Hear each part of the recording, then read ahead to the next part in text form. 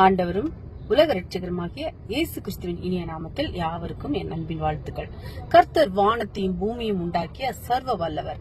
தம்முடைய வார்த்தையினாலே இந்த முழு உலகத்தையும் அதில் இருக்கிற ஒவ்வொன்றையும் உண்டாக்கினார்.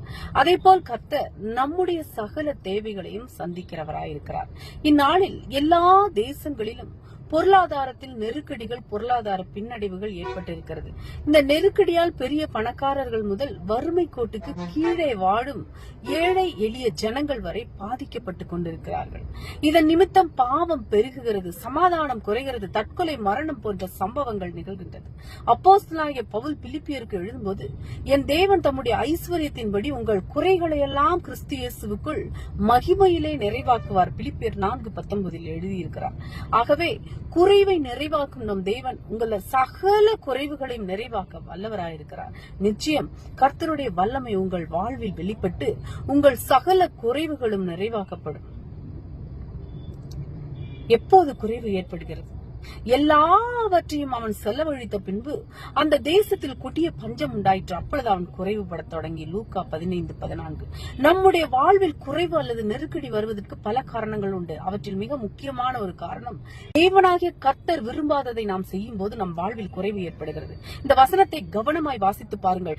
தகப்பன் வீட்டில் இளைய குமாரன் இருந்த காலமெல்லாம் அவனுக்குள்ளே எந்த குறைவும் ஏற்படவில்லை. நிறைவான பொருளாதாரம், நிறைவான சந்தோஷம் அவனில் காணப்பட்டது.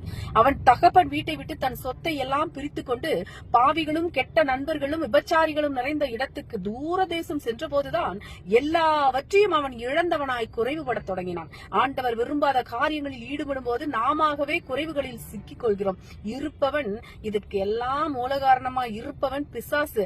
ஆகவே குறைவை உண்டாக்குகிற அவனை இயேசுவின் நாமத்தில் எதிர்த்து நிற்கும் போது குறைவு என்ற ஆவி நம்மை விட்டு ஓடி போகும்.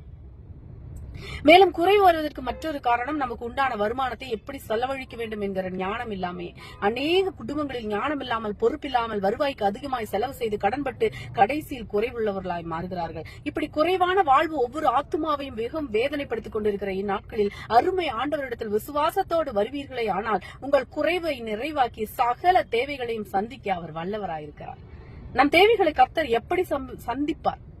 என் நாமத்தினாலே நீங்கள் எதை கேட்டாலும் அதை நான் செய்வேன். யோவான் 14:14. நம்முடைய தேவை சிறிதாயினும் அல்லது பெரிதாயினும் நம்முடைய தேவனாகிய கர்த்தருடைய பார்வையில் எல்லாமே லேசான காரியம். ஏனென்றால் பூமியும் அதன் நிறைவும் ஆண்டவருடைய கரங்களுக்குள் அடங்கியிருக்கிறது அல்லவா?